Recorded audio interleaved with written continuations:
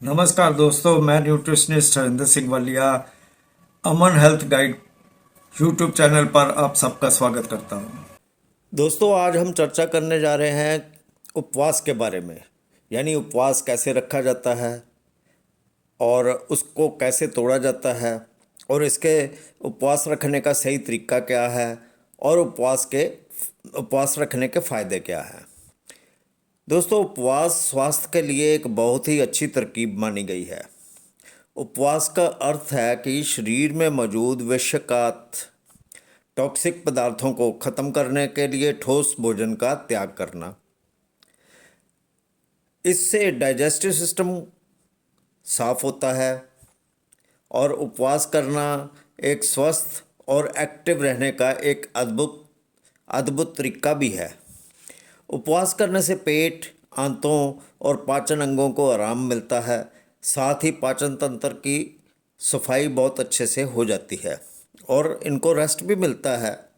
जैसे कि पहले हमने बात की, शरीर में उपवास जो है वो शरीर में एक नई ऊर्जा जो है भर देता है।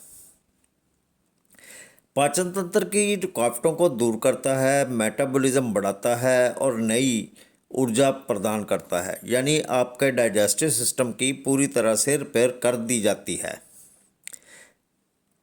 उपवास रखने से आपको इच्छा शक्ति तो मिलती ही है, साथ साथ आपको बेहतर ध्यान केंद्रित करने में भी सक्षम बना दिया जाता है। यानी कि आपकी कंसंट्रेशन लेवल भी बढ़ जाता है। उपवास करने से आप स्पष्टवादी, स्ट्रेट फॉरवर्ड भी बन सकते हैं। उपवास के दौरान खूब गर्म पानी पीजिए, हर्बल चाय या सब्जियों का हल्का शोरबा पीजिए।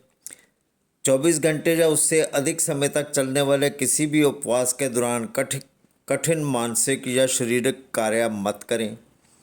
अगर उपवास के दौरान आपका जी मिचलाने लगे तो पानी में थोड़ा सा नींबू का रस मिलाकर पिएं।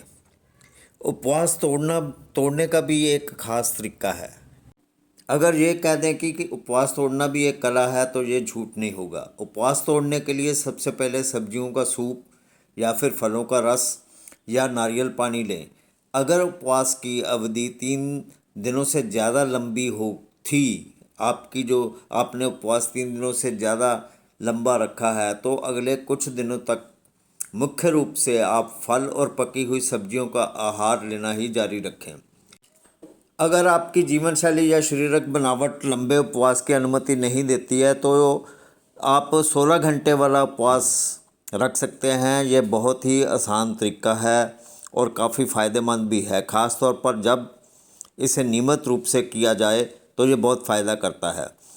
इसे करने के लिए दोपहर को हल्का भोजन करें और फिर रात का खाना या नाश्ता छोड़ दें। इस तरह ये लगभग 16 घंटे तक का उपवास हो जाएगा। उपवास करने से पहले अपने डॉक्टर से बात ज़रूर करें। ख़ास तौर पर अगर आपको अपने पिछले टाइम में कभी भी स्वास्थ्य समस्या रही है या अब है तो आप डॉक्टर से ज़रूर बात करें। यदि आपका वात बढ़ा हुआ है या आप गर्भवती हैं, स्तनपान करा रही हैं या आपका वजन कम है तो उपवास ना करें। 24 घंटे के अगर उपवास रखते हैं 24 घंटे का तो उस दौरान गर्म पानी पिएं या गर्म हल्का सब्जी का शोरबा पिएं। यदि उपवास को बनाए रखना बहुत मुश्किल हो, यानी कि इसको कंटिन्यू करना मुश्किल हो, तो आप 2-3 फलों के रस को पानी में मिलाकर पी सकते हैं या 1-2 गिलास ताज़ा गाजर का रस 1 बूंद तेल के साथ पी सकते हैं। अब ये देखते हैं कि अगर इस तरह उपवास नहीं रखना है तो क्या कर सकते हैं। तो इसका वैकल्पिक रूप जो है वो 24 घंटे का फल उपवास है। यानी कि फल आहार पर भी आप रहें। केले, आम या अंगूर के अलावा कोई भी रसदार फल आपको फ़ायदा देगा। आप अपने आप में 2 या 3 दिन तक उपवास कर सकते हैं, बशर्ते आप उपवास की अवधि के अंत में धीरे धीरे हल्के और सूप वाले खाद्य पदार्थों को शामिल करके उपवास को धीरे धीरे तोड़ने के लिए सावधान रह सकें और आपको इसके बारे में पूरी नॉलेज हो। तब आप ये लंबे अवधि का उपवास आप कर सकते हैं।